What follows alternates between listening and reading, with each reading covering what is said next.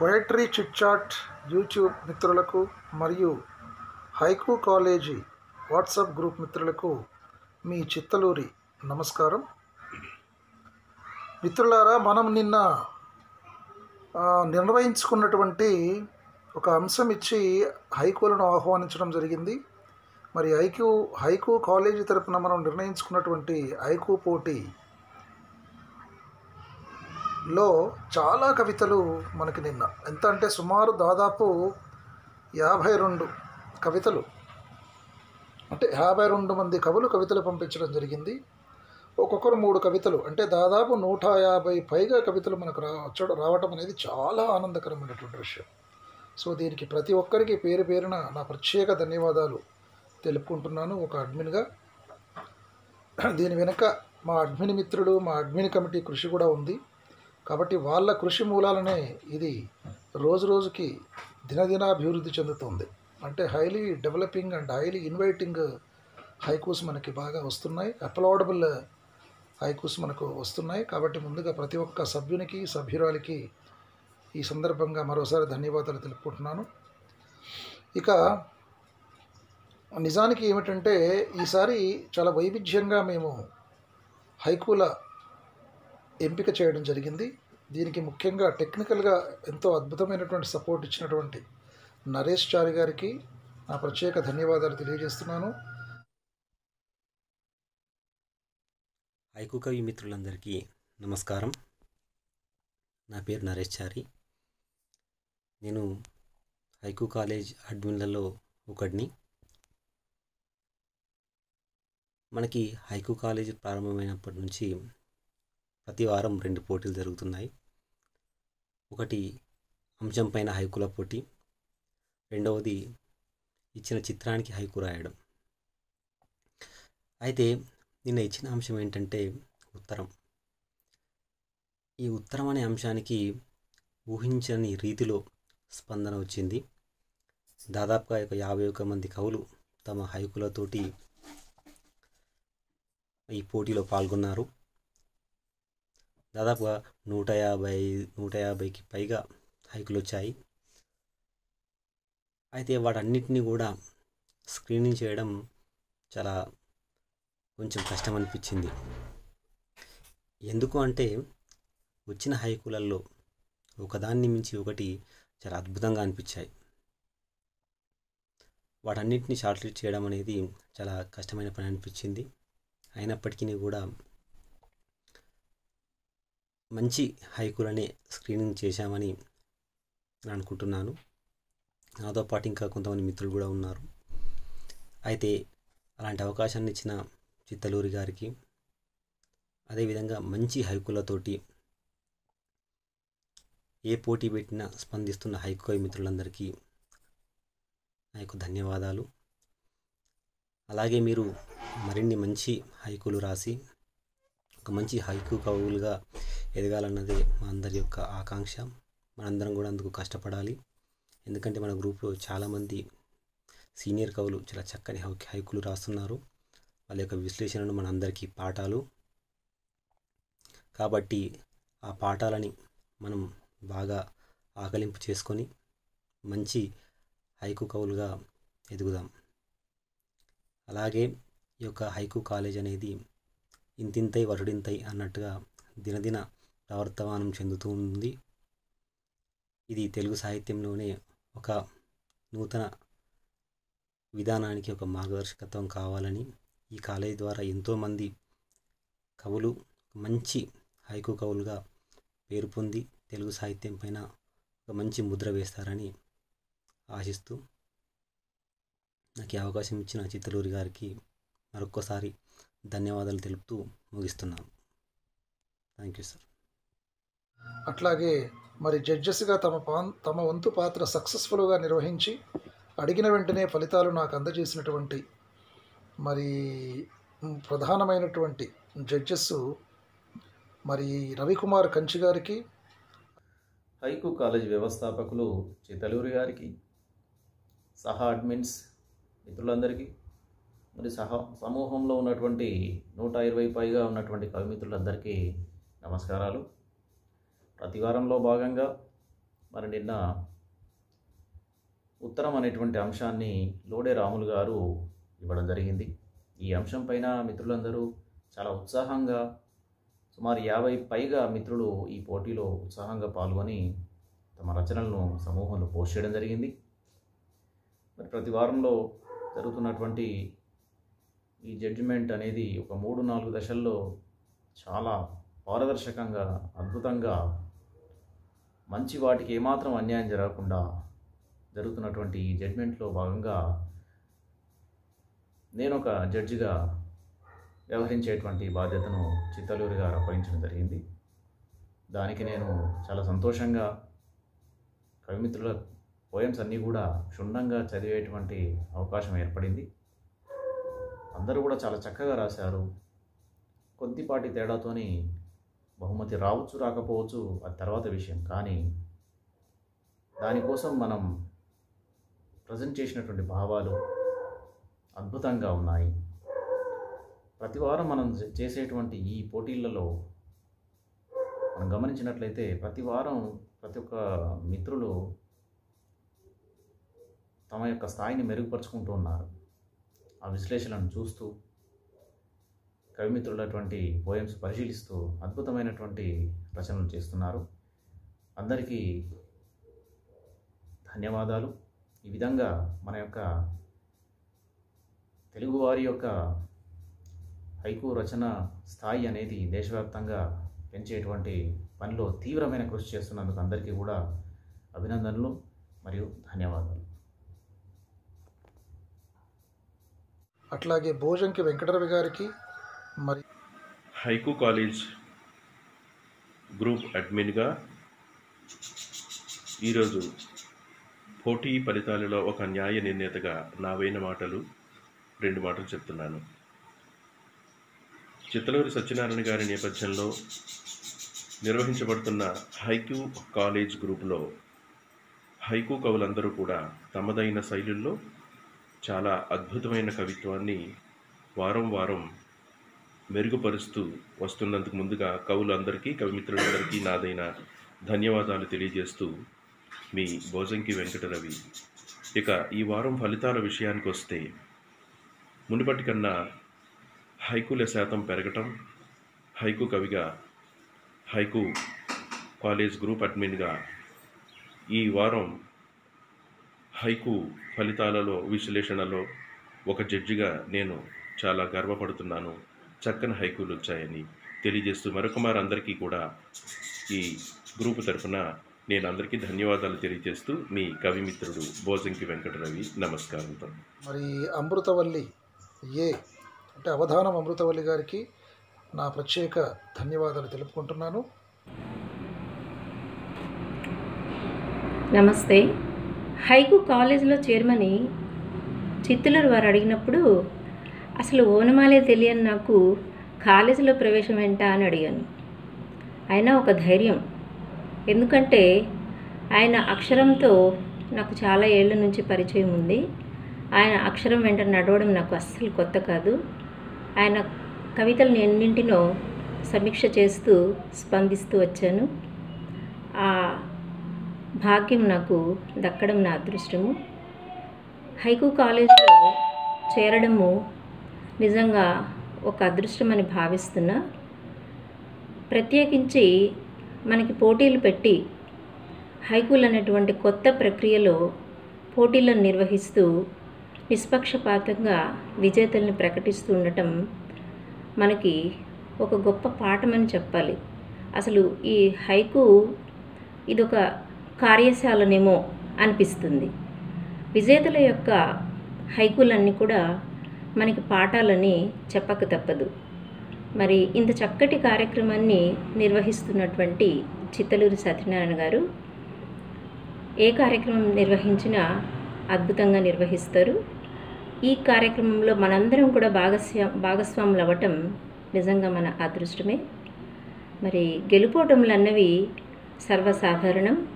ప్రతిదాన్ని మనం సంయమనంతో ముందుకు నడుచుకుంటూ వెళ్దాం, కార్యక్రమాన్ని దిగ్విజయం చేద్దాం. అసలు ఆయన వెంట నడవటం అంటే మరి ఒక ఆకురాయి సానపెట్టినట్లే.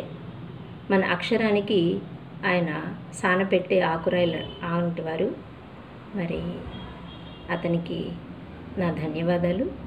ఈ అవకాశం ఇచ్చినందుకు మరోసారి ధన్యవాదాలు చెప్తూ అందరికీ గుడ్ లక్, శుభాభినందనలు. నిజానికి వాళ్ళ కృషి వల్లనే ఇంత త్వరగా మనం ఫలితాలు కూడా ప్రకటించుకోవడం జరుగుతుంది. అసలు ఈసారి ఏమిటంటే కొన్ని పాయింట్స్ అంటే ఒకరికి తెలియకుండా ఒకరికి, ఒక జడ్జికి తెలియకుండా మరొక జడ్జికి, మరొక జడ్జికి తెలియకుండా ఇంకొక జడ్జికి అట్లా కవితలు పంపించడం జరిగిందండి. వాళ్ళు ఎవరికి వాళ్ళు షార్ట్ లిస్ట్ చేసినటువంటి కవితలు వాళ్ళకి పంపించడం జరిగింది. ఆ కవితల్లో వాళ్ళన్నిటికీ మార్క్స్, పాయింట్స్ కేటాయించుకుంటూ వెళ్ళారు. అంటే ఇప్పుడు 20 కవితలు ఉన్నాయనుకోండి, సుమారు 20 కవితల్లో 20 కవితలకు వాళ్ళు మ్యాక్సిమం పాయింట్స్ వచ్చేసి 6 పాయింట్లు, మినిమం పాయింట్ వచ్చేసి 1 పాయింట్, అట్లా ఎవరికి వాళ్ళు పాయింట్స్ ఇచ్చుకుంటూ వెళ్ళటం జరిగింది. సో ఈ క్రమంలో మనం అన్ని పాయింట్స్ అంటే కవితలు స్కోర్ చేసిన పాయింట్స్ ఫైనలైజ్ చేసిన తర్వాత యావరేజ్ పాయింట్స్ తీసుకోవడం జరిగింది. ఆ యావరేజ్ పాయింట్స్ ఎన్ని వచ్చాయో ఆ పాయింట్స్ని మెన్షన్ చేస్తూ ఎంపికైన హైకు కవితలను నేను మీకు తెలియజేస్తున్నాను.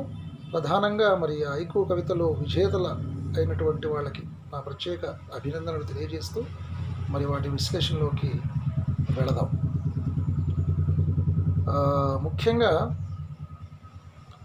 ఫస్ట్ ఏమిటంటే ఈ కామెండేషన్స్ కింద మనం ఒక 2 ఎంపిక చేసుకోవడం జరిగింది. కాబట్టి నేను కింద నుంచి ఆర్డర్లో పైకి వస్తాను.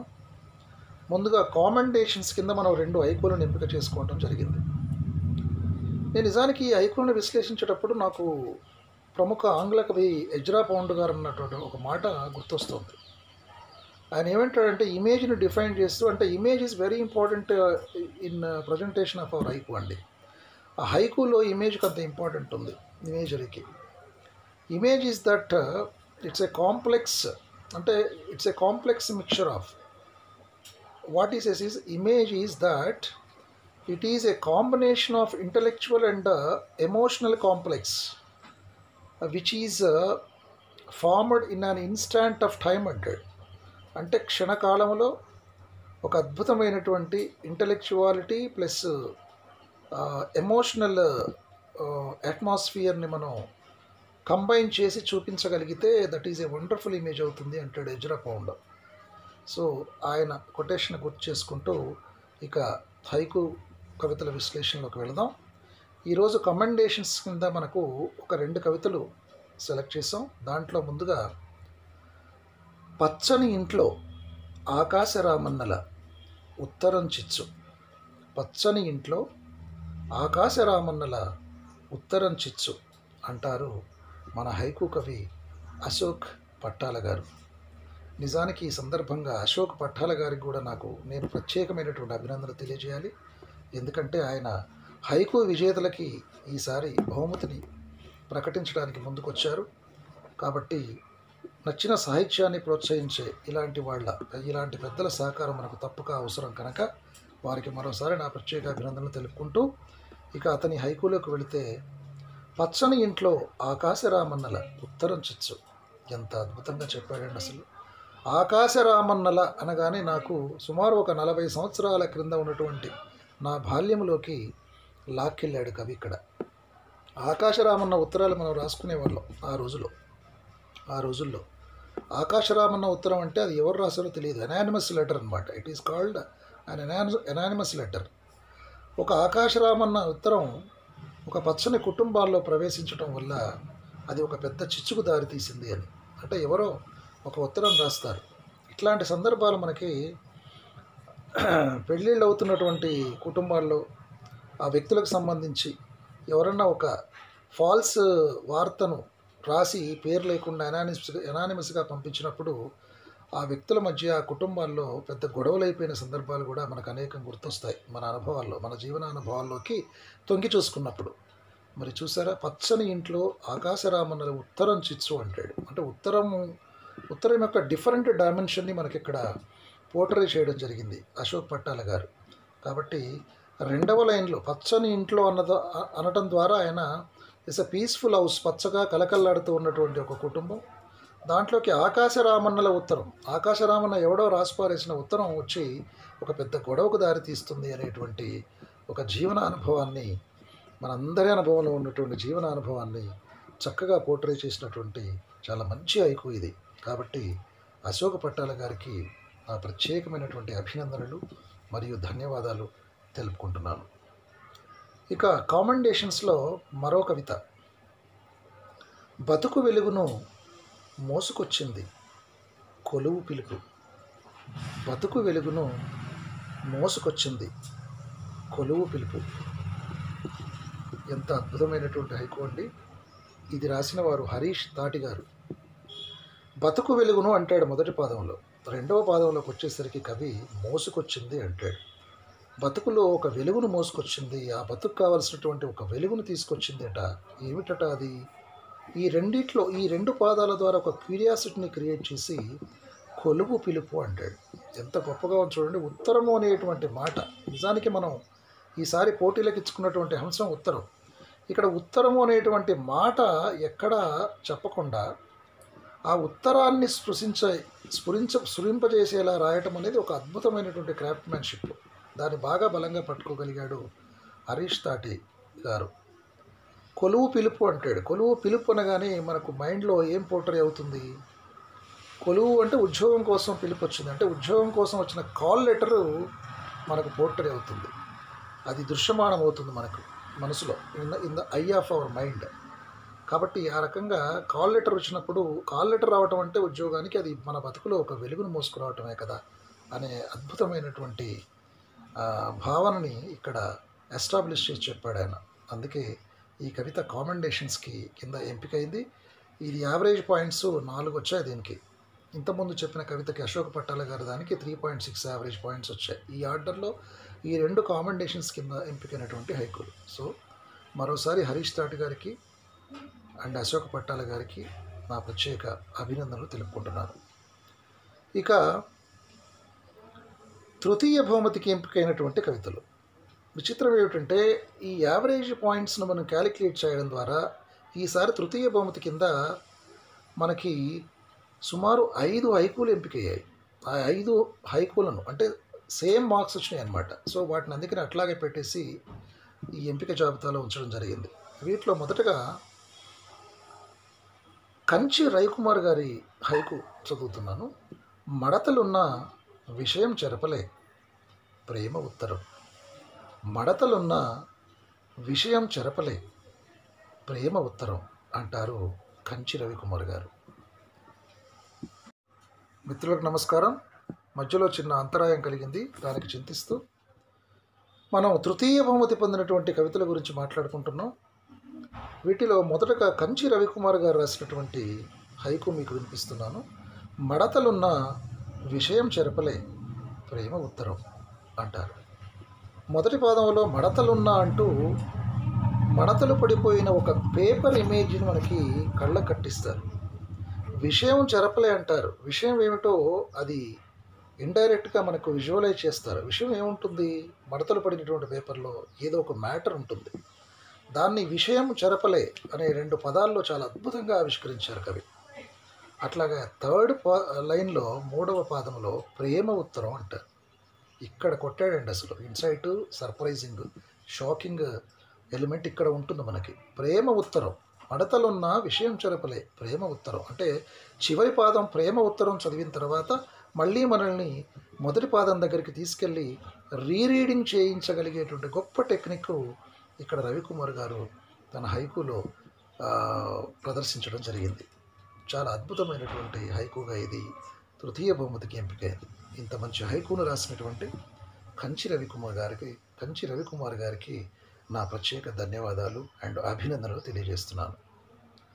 ఇక తృతీయ బహుమతికి ఎంపికైన మరో కవిత, పారాణి ఆరకనే యుద్ధానికి పిలుపు అక్షరమే మిగిలింది. పారాణి ఆరకనే యుద్ధానికి పిలుపు అక్షరమే మిగిలింది. వాసంతి శ్రీ గారు రాసినటువంటి హైకు అండిది. పారాణి ఆరకనే, ఈ మొదటి పాదములో ఉన్న పారాణి అనగానే పారాణి కాళ్లకు పారాణి దిద్దుకున్నటువంటి నవవధువు మన మెమరీలోకి వస్తుందండి. యుద్ధానికి పిలుపు అంటారు రెండవ పాదములో. యుద్ధానికి పిలుపు వచ్చింది. ఎవరికి అనే క్యూరియాసిటీ ఇక్కడ అరౌజ్ అవుతుంది. అక్షరమే మిగిలిందని మూడవ పాదంలో చెప్తారు. పారాని ఆరకనే యుద్ధానికి పిలుపు, అక్షరమే మిగిలింది. ఇక్కడ పారాణి అనగానే మనకు నవవధువు మన మెమరీలోకి వస్తారు. మరి యుద్ధానికి పిలుపు అనగానే ఆ యుద్ధానికి పిలుపు అనేటువంటి రెండు పదాలు మనల్ని ఒక యుద్ధ వాతావరణంలోకి తీసుకెళ్తాయి. ఆ యుద్ధ వాతావరణంలో మనకి కనిపించేటువంటి దృశ్యాలు, వ్యక్తులు కళ్ళ కడతారు. ఆ వ్యక్తి ఎవరో కాదు. ఇక్కడ పారానికి మనం లింకప్ చేసినప్పుడు ఈ రెండు పాదాల మధ్య ఒక జక్స్టా పొజిషన్ క్రియేట్ చేసి ఒక అన్రిలేటెడ్ థింగ్స్ లాగా అనిపిస్తాయి, కానీ a wonderful relationship has been wonderfully focused in these 2 lines. ఇది ఎట్లా ఫోకస్ అవుతుందంటే మూడవ పాదంలోకి వచ్చేసరికి అక్షరమే మిగిలింది అంటారు. అక్షరమే మిగిలింది అంటే ఇక్కడ కూడా టెక్నిక్ ఏంటంటే ఉత్తరము అనే పదం ఎక్కడ వాడకుండా ఉత్తరానికి ప్రతీక అయినటువంటి అక్షరం, అంటే ఉత్తరానికి అసోసియేట్ ఉన్నటువంటి ఒక అంశాన్ని, అక్షరము అనే అంశాన్ని తీసుకుని ఉత్తరాన్ని మనకు విజువలైజ్ చేయడం ఇక్కడ ఉన్న టెక్నిక్ అండి. కాబట్టి అక్షరమే మిగిలింది అన్నప్పుడు అంటే వండర్ఫుల్ పర్సెప్షన్, నిజంగా షాకింగ్లోకి వెళ్ళిపోతాం మనం. యుద్ధానికి పిలుపు ఎట్లా వస్తుంది? అక్షరాల రూపంలోనే వచ్చింది, ఒక ఉత్తరం రూపంలో వచ్చింది. పారాని కూడా ఆరలేదు నవవధువుకి, కానీ ఆ వధువు భర్త అంటే వరుడు యుద్ధానికి వెళ్ళే సన్నివేశం మనకి ఇక్కడ కనపడుతుంది. విషాదకరమైనటువంటి ఆ సన్నివేశం. అతను వెళ్ళిపోయాడు. వెళ్ళిన తర్వాత ఏమైంది అనేది మనకు మూడవ పాదములో అక్షరమే మిగిలింది అన్న దగ్గర అట్లా ఫ్లాష్ అవుతుందండి, అంతే. సో వండర్ఫుల్ ఇమాజినేషన్లోకి మనకు సింక్ అయిపోయి మనం అక్కడ నిలబడతాం. అందుకే ఇది చాలా మంచి ఎక్కువగా మూడవ బహుమతిలో నిలబడింది. టెక్నిక్ ఉత్తరం అనేటువంటి అంశాన్ని ఎక్కడ అది చెప్పకుండా స్ఫురింపజేయడం, అద్భుతమైన ఇంటర్ప్రిటేషన్స్కి this poem has opened doors. కాబట్టి it could stand like anything అనమాట. కాబట్టి మరోసారి వాసంత శ్రీ గారికి నా ప్రత్యేక అభినందనలు తెలుపుకుంటున్నాను. మరో తృతీయ బహుమతి పొందిన కవిత ఎన్నేళ్ల నిరీక్షణో గాజు పెంకైన కన్ను అక్షరాల తడికై. ఎన్నేళ్ల నిరీక్షణో గాజు పెంకైన కన్ను అక్షరాల తడికై. అమృతవల్లి అవధానం గారు రాసినటువంటి అద్భుతమైనటువంటి హైకు ఇది. క్షణకాలం ఎన్నాళ్ల నిరీక్షణో అన్నప్పుడు ఈ మొదటి పాదం తర్వాత చదివిన తర్వాత నేను కూడా కాసేపు అలాగా నిరీక్షించాను, ఏం చెప్పబోతున్నారా ఈ కవయిత్రి అని. నిజానికి ఈ కవి ఎవరో కూడా మనకు తెలియదు కనుక ఏం చెప్పబోతున్నారా ఈ కవి కానీ కవయిత్రి కానీ అనుకున్నప్పుడు గాజు పెంకైన కన్ను అంటారు రెండవ పాదంలో. ఎంత అంటే అద్భుతమైనటువంటి ఒక ఇమేజరీ ఇక్కడ. గాజు పెంకైన కన్ను గాజు పెంకైందంట. అంటే గాజు అనేది తడి లేని ఒక స్పర్శకు చిహ్నం. అట్లా అయిందంట కన్ను. ఆ నిరీక్షణ చేసి నిరీక్షించి ఆ దుఃఖంతో నిరీక్షించి ఏడ్చినటువంటి ఆ కన్నులో కన్నీళ్ళన్నీ ఇంకిపోయిన తర్వాత అది తడి స్పర్శ లేని ఒక గాజు కన్నుగా మిగిలిపోయింది అనే అద్భుతమైనటువంటి ఊహాత్మక ప్రపంచంలోకి మనల్ని సింటిలేట్ చేస్తారు ఇక్కడ కవయిత్రి. మూడవ పాదంలో అక్షరాల తడికై అంటారు. ఈ నిరీక్షణ అంతా ఎన్నో ఏళ్ల నుంచి చేస్తున్న ఈ నిరీక్షణ అంతా దేనికోసం అంటే అక్షరాల తడికై అంటారు. అక్షరాల తడి అంటే ఇక్కడ ఉత్తరం, ఒక ఆత్మీయతతో కూడినటువంటి ఒక ఉత్తరం కోసం ఎదురుచూపులు. మరి ఇక్కడ ఉత్తరం అని చెప్పకుండా అక్షరాల తడి అనేటువంటి ఒక పదబంధం చేత ఉత్తరాన్ని మనకు బ్యూటిఫుల్గా విజువలైజ్ చేసి ఆలోచింపచేశారు ఈ హైకు కవయిత్రి అమృతవల్లి అవధానం గారు. అందుకే ఇది తృతీయ బహుమతి కింద మనకి 4.3 యావరేజ్ పాయింట్స్ దక్కించుకొని నిలబడగలిగింది. మరి ఇంత మంచి హైకోనిచ్చిన అమృతవల్లి గారికి నా ప్రత్యేక అభినందనలు తెలుపుకుంటున్నాను. ఇక మరో తృతీయ బహుమతి హైకు అక్క ఉత్తరం గుణిస్తూ చదివా చెమర్చిన అమ్మ కళ్ళు. అక్క ఉత్తరం గుణిస్తూ చదివా, చెమర్చిన అమ్మ కళ్ళు. ఎంత గొప్పగా చెప్పారండి. ఇక్కడ అక్క ఉత్తరం అన్నప్పుడు అక్క ఉత్తరం అంటే అక్క నుంచి వచ్చినటువంటి ఒక ఉత్తరం అంటూ మనకు ఇంట్రడ్యూస్ చేస్తారు. అక్క ఆ ఇమేజ్ని మనకి కనబడుతోంది, ఆ ఇమేజ్ మన మైండ్లో కనబడుతోంది. గుణిస్తూ చదివా. గుణిస్తూ అంటే ఈ గుణిస్తూ అనటంలో అక్షరాలు ఒక్కొక్కటి అలా గుణితాలు చేసుకుంటూ, అంటే చాలా జాగ్రత్తగా, చాలా కేర్ఫుల్గా వాటిని ఒక్కొక్క అక్షరాన్ని ఎలా తరిచి చూస్తూ చదవటం అనే గుణాన్ని ఇక్కడ హైలైట్ చేస్తూ చెమర్చిన అమ్మ కళ్ళు అని 3వ పాదంలో అంటారు. ఆ అక్క పంపినటువంటి ఆ ఉత్తరం చదువుతూ ఉంటే ఆ ఉత్తరంలోని విషయాన్ని వింటున్నటువంటి అమ్మ కళ్ళు చెమర్చాయంట. మరి దాంట్లో ఏ విషాదం ఉందో, ఏ దుఃఖం ఉందో, ఏ కన్నీటి అశ్రువుల గీతం ఉందో, పాఠం ఉందో, మరి అది వింటున్న అమ్మ కళ్ళు మాత్రం చెమర్చాయి. అంటే అమ్మకు ఉత్తరం చదివి పెట్టడం అనే విషయం, అంటే అక్క నుంచి వచ్చిన ఉత్తరం అంటే ఇక్కడ బహుశా చెల్లో తమ్ముడో ఆ ఉత్తరాన్ని చదువుతూ ఉండాలి. చదువు రాని అమ్మ కోసం ఉత్తరాన్ని చదివించి వినిపిస్తూ ఉండాలి. ఇట్లాంటి అనేక దృశ్యాలు మనకి ఫ్లాష్ అవుతాయండి మన మైండ్లో. అందుకే ఇది ఒక beautiful coordination between different images have been very much established in this haiku. చాలా బ్యూటిఫుల్గా అందమైనటువంటి దృశ్యాలు ఒకదాని తర్వాత ఒకటి మనకి ఈ హైకులో ప్రదర్శించబడ్డాయి. నిజంగా అమ్మ కళ్ళు, చెమర్చిన అమ్మ కళ్ళు అన్నప్పుడు ఆ హైకు వాతావరణంలోకి ప్రవేశించిన నా కళ్ళు కాసేపు చెమర్చినట్టే అనిపించింది. మరి ఇంత మంచి హైకు రాసినటువంటి గాడిపల్లి రాజేశ్వర గారు ఈ హైకు రాసింది. మరి వారికి నా ప్రత్యేకమైనటువంటి అభినందనలు తెలుపుకుంటున్నాను. ఇక మరో తృతీయ బహుమతికి ఎంపికైన హైకు, ఉత్తరం అనాథ అయ్యింది, సెల్లో మనిషి. ఉత్తరం అనాథ అయ్యింది, సెల్లో మనిషి. సెల్ అనే దానికి రెండు వైపులా ఇన్వర్టెడ్ కామర్స్ పెట్టి మనల్ని ఆలోచించమంటాడు ఈ హైకు కవి నరేష్ చారి గారు. ఉత్తరం అనాథ అయ్యింది అన్నారు. ఉత్తరం అది ఫస్ట్ పాదంలో చెప్పాడు, డైరెక్ట్గా ఉత్తరాన్ని ఇంట్రడ్యూస్ చేయడం జరిగింది. రెండవ లైన్లో అనాథ అయ్యింది అన్నవలో గొప్ప కవిత్వం చేసి పారేశాడండి. అనాథ అయ్యిందంట ఉత్తరం ఇవాళ, అంటే present situation, what is the present situation of existence of letter అనేది మనకి ఇక్కడ బ్యూటిఫుల్గా పోర్ట్రే అయింది ఈ రెండు పాదాల్లో. ఇక చివరి పాదంలో అంటారు సెల్లో మనిషి. మనిషి సెల్లో ఉండిపోయాడు. సెల్లో అంటే సెల్ అనే పదానికి ఇంకొక అర్థం కూడా, అది చెరసాల అని. అంటే చెరసాలలో మనిషి బందీ అయిపోయాడు అనే ఒక అర్థం వస్తే, ఇంకొక షేడ్లో సెల్లో మనిషి. సెల్ అంటే మొబైల్, ఫోన్. ఈ ఫోన్లో, మొబైల్లో మనుషులు ఇవాళ ఎట్లా బందీలుగా అయిపోయారు, బయట ప్రపంచం వైపు కనీసం కన్నెత్తి చూడకుండా ఫోన్లోనే 24 గంటలు గడుపుతున్నటువంటి ఒక ఉదారకమైనటువంటి యాంత్రిక జీవితాలను మనం ఇవాళ చూస్తూ ఉన్నాం.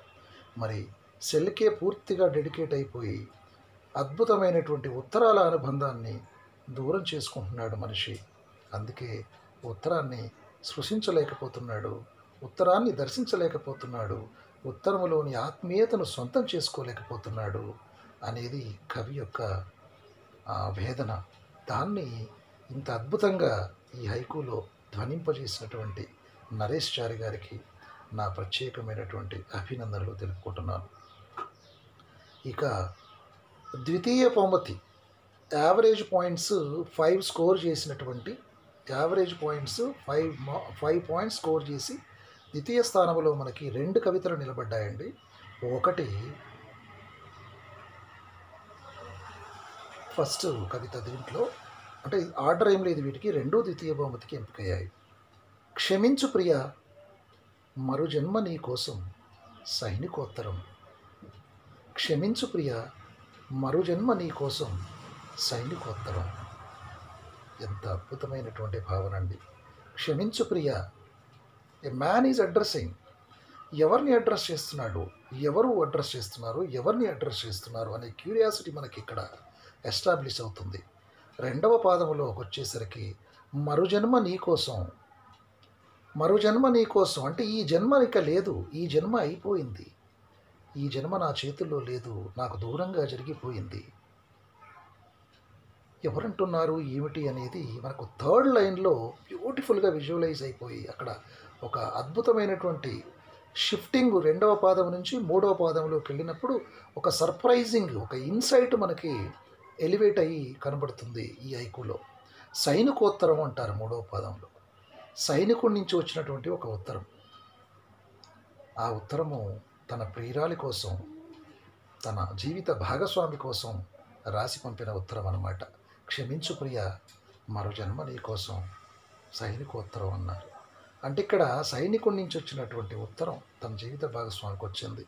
మరో జన్మ నీ కోసం అన్నాడు అంటే ఈ జన్మలో తనకి లేడు అని. అంటే యుద్ధంలో బహుశా తను ప్రాణత్యాగం చేసి ఉంటాడు. మరి తన ప్రియురాలిని, తన జీవిత భాగస్వామిని ఒంటరిగా వదిలి వెళ్తున్నటువంటి ఒక జీవన విషాదాన్ని చాలా బ్యూటిఫుల్గా, చాలా హై అంటే మంచి ఒక ఇమాజినేటివ్, ఒక అద్భుతమైనటువంటి ఊహాత్మక ప్రపంచాన్ని మనకిక్కడ ఆవిష్కరింపచేశారు ఈ కవి. ఇంత మంచి హైకు రాసినటువంటి కవి చెరుకుమూడి సతీష్ గారు. నిజంగా చెరుకుమూడి సతీష్ గారికి నా ప్రత్యేక అభినందనలు తెలుపుకుంటున్నాను. ఇక ద్వితీయ బహుమతి పొందినటువంటి మరో హైకు, అమ్మ ఉత్తరం. ఒకసారి వచ్చి వెళ్ళరా, వెళ్ళేసరికి లేదు, వెళ్ళేసరికి అమ్మ లేదు. అమ్మ ఉత్తరం. ఒకసారి వచ్చి వెళ్ళరా, వెళ్ళేసరికి అమ్మ లేదు. ఎంత ఆర్ద్రమైనటువంటి పర్సెప్షన్లోకి మనల్ని హైకు తీసుకెళ్తుందంటే, మొదటి పాదంలో అమ్మ ఉత్తరం అంటాడు కవి. అంటూ అమ్మ ఉత్తరాన్ని ప్రజెంట్ చేస్తాడు మనకి. అంటే అమ్మ నుండి వచ్చినటువంటి ఉత్తరం.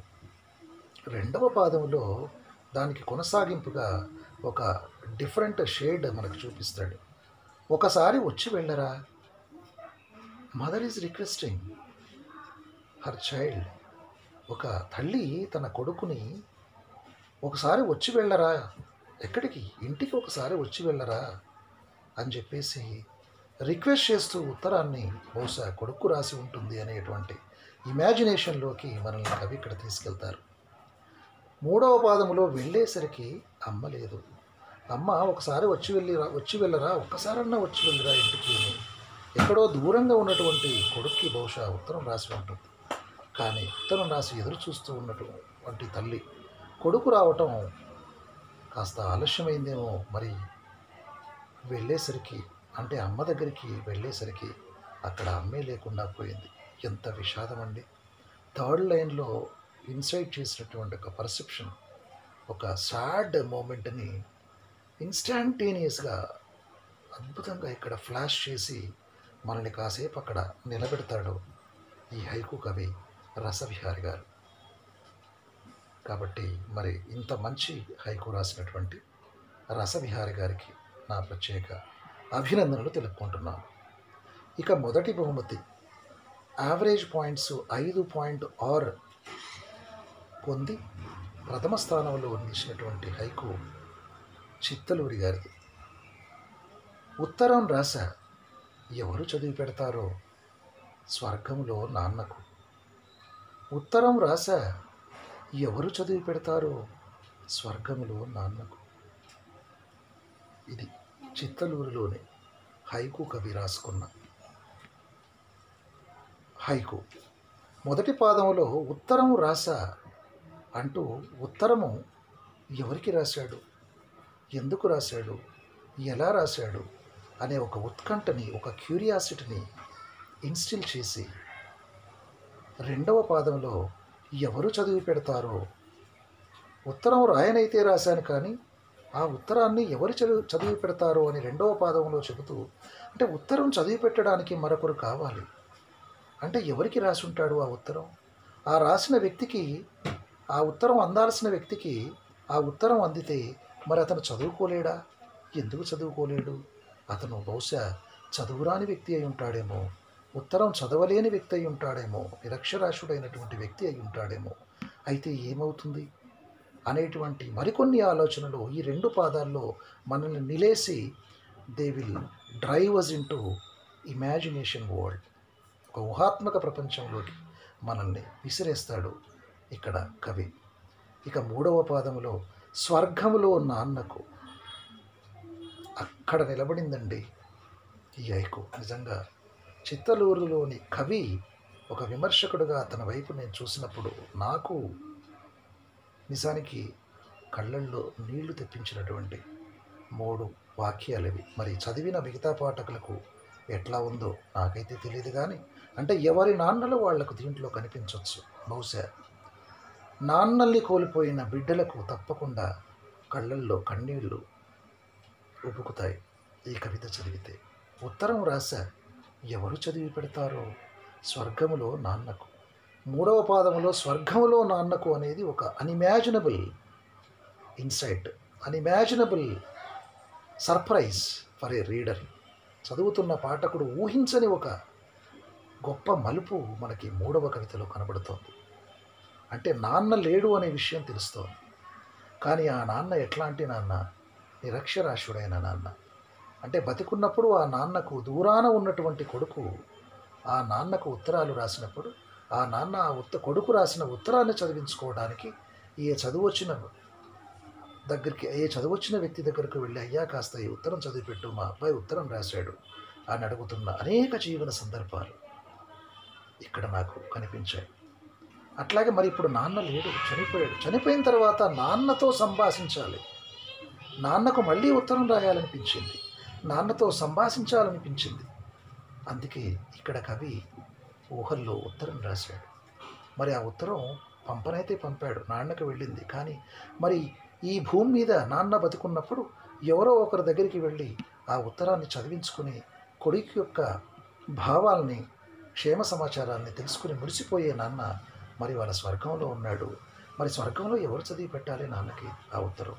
ఎవరైనా ఉంటారా అక్కడ నాన్నకి ఆ ఉత్తరాన్ని చదివి పెట్టడానికి? ఇట్లాంటి అనేక ఊహలు, ఒక బ్యూటిఫుల్, అంటే ఒక వండర్ఫుల్ మూమెంట్, ఒక మానవ సంబంధాల్లో ఉన్నటువంటి ఒక సరికొత్త కోణాన్ని, ఉత్తరానికి మానవ సంబంధాల్లో ఉన్న ప్రాధాన్యతని ఎక్స్ట్రాడినరీగా హైలైట్ చేసి పోర్ట్రే చేసినటువంటి కవితగా ఇది నాకు అనిపించింది. అంటే నా కవితని కాకపోయినా నాలో ఉన్న కవి రాసినటువంటి ఈ వాక్యం, నిజానికి ఈ 3 వాక్యాల్ని పొందికగా రాయటానికి చాలా సమయం పట్టింది. చాలా ఆలోచనలు వచ్చాయి. సుమారు ఒక 10-15 కవితలు హైకూలు రాసుకున్న తర్వాత మళ్ళీ దీన్ని ఒక 4-5 సార్లు రాసుకొని క్రాఫ్ట్ చేసి ఆ తర్వాత ఈ 3 లైన్లు అలా నిలబడ్డాయి. ఇది నా అనుభవంలో నేను రాసిన కవిత హైకు కనుక నా అనుభవంగా నేను చెప్తున్నాను. అలా ప్రతి వాళ్ళకి ఒకనొక అనుభవం ఉంటుంది తప్పకుండా హైకూలు రాసేటప్పుడు. అంటే హైకూలు రాయటం అనేది చాలా ఈజీ టాస్క్ కాదండి. కాస్త బాగా ఆలోచించాలి, ప్రాక్టీస్ బాగా చేయాలి. అప్పుడు మన crafting skills will be increased.